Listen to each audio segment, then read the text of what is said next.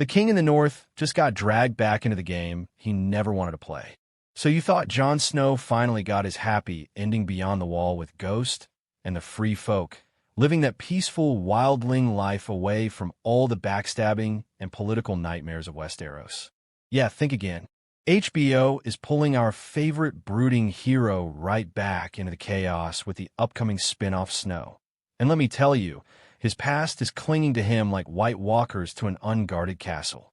Before we dive into why Jon Snow's tragic backstory is about to become his entire future, hit that subscribe button and ring the notifications bell, because Westeros Throne is about to break down everything you need to know about the most anticipated Game of Thrones spin-off since House of the Dragon lit our screens on fire. Here is the brutal truth that nobody wants to admit. Jon Snow never got to choose his own destiny, not even once in his entire miserable existence. He was born as a supposed bastard, which was actually a lie, raised in shame, which was completely unnecessary, sent to the wall, which was basically exile, murdered by his own brothers, which is the ultimate betrayal, brought back to life against his will, forced to become king in the north when he just wanted to brood in peace, fell in love with his aunt without knowing it, which is nightmare fuel, killed the woman he loved to save the realm, which destroyed his soul, and then got exiled again for doing the right thing. And now, just when he thought he could finally disappear into obscurity with the wildlings, HBO is like, not so fast, Snow. We have got 8 more seasons of trauma planned for you. The man cannot catch a break, and honestly, that is exactly why this spinoff is going to be absolutely incredible. Let's talk about the elephant in the room, or should I say the dragon in the throne room. Jon Snow killed Daenerys Targaryen, the mother of dragons, the breaker of chains, and the woman who literally torched King's Landing like it was a barbecue gone horribly wrong. That is not the kind of thing you just move past, folks. That is the kind of action that haunts you every single night, that wakes you up in cold sweats, that makes you question every decision you have ever made. And here is the kicker. Jon did not even want to do it. He loved Daenerys. He bent the knee to her. He literally gave up his claim to the Iron Throne for her. But when she went full Mad Queen and started talking about liberating the entire world with fire and blood, he had to make the impossible choice between love and duty. And we all know which one Jon Snow always chooses, even when it destroys him. But wait, it gets even more complicated, because Jon is not just some random Night's Watch deserter living in exile. He is Aegon Targaryen, the legitimate heir to the Iron Throne, the son of Rhaegar Targaryen and Lyanna Stark, and literally the person who should be ruling the 7 kingdoms right now. That secret did not just disappear because he went north of the wall. Sam Tarly knows. Bran Stark knows. Arya and Sansa know. And you better believe that information is going to leak faster than wildfire in September, because that is how Westeros works. Secrets never stay buried.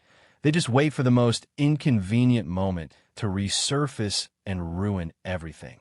So imagine Jon trying to live peacefully with Tormund and the free folk, hunting elk and avoiding responsibility. And then boom, someone shows up saying, "Hey, remember how you were actually the rightful king?" Yeah, about that. Now let us address what makes this spin-off so compelling beyond just Jon's identity crisis. The North remembers, right? That is their whole thing. They remember every slight, every betrayal, every oath broken, and every hero who fought for them. Jon Snow is a legend up there. He united the North. He faced the Night King. He literally died and came back to life to protect them. You think the Northern Lords are just going to let him fade into obscurity? Absolutely not. They're going to want answers. They're going to want justice for what happened in King's Landing. They're going to want their king in the North back, because Bran the Broken might be king of the 6 kingdoms, but the North is independent now under Sansa, and that entire political situation is messier than a red wedding reception. Here is where things get really interesting. Jon Snow's past is not just about his parentage or his actions during the Great War. It is about everyone he has lost along the way. His father Ned Stark, beheaded for honor. His brothers Robb and Rickon, murdered by enemies. His love Ygritte, killed in battle. His friend and mentor Jorah Mormont, betrayed by his own men. His loyal friend PYP, his brother Grin, countless Night's Watch brothers, and then, of course, Daenerys. Jon Snow has watched almost everyone he has ever cared about die, often because of decisions he made or wars he fought. That kind of trauma does not just evaporate because you move to a new location. That follows you like a shadow. It shapes every choice you make. It becomes the lens through which you view the entire world. Jon is not just carrying physical scars. He is carrying the weight of every person he failed to save, and that is going to define his character arc in this spinoff. But let us pivot to something everyone is wondering about. What actual threats could Jon possibly face in Snow that would justify an entire series? The White Walkers are defeated, Daenerys is dead, the Iron Throne is gone, and the Seven Kingdoms are supposedly at peace. So what is the conflict here? Well, my friends, buckle up because there are about 17 different directions this could go.